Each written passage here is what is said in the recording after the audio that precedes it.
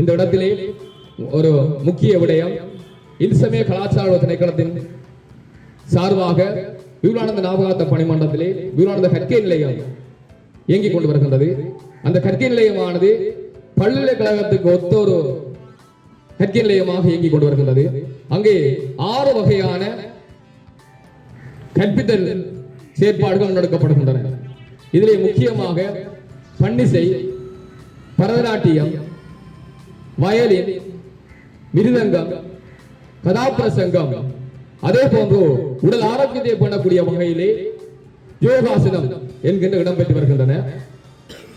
6 மாதங்கள் இந்த பயிற்சி நெறி கொண்டு செல்லப்படும்.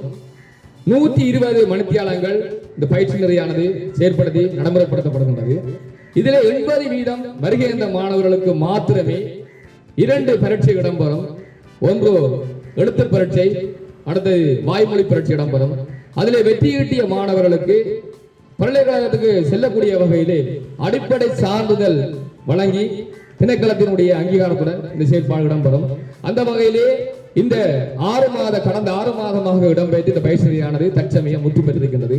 அவர்களுக்கான காசோலையும் இங்கே எங்களுடைய பிரதேச செயலாளருடைய திருக்கரங்களினால் இன்றைய தருணம் எங்களுடைய வளவாளருக்கு வழங்கி வைக்கப்படுகின்றது என்பதனையும் தங்களுக்கு தெரியப்படுத்திக் கொள்கின்றோம்.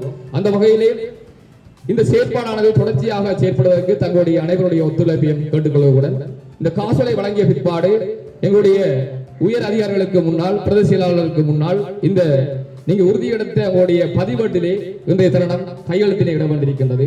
அதன் பிற்பாடு நன்றி உடையுடன் இந்த கூட்டமானது மிக சிறப்பான முறையை முடிவடைய இருக்கின்றது என்பதை தங்களை தெரியப்படுத்திக் கொள்கின்றோம்.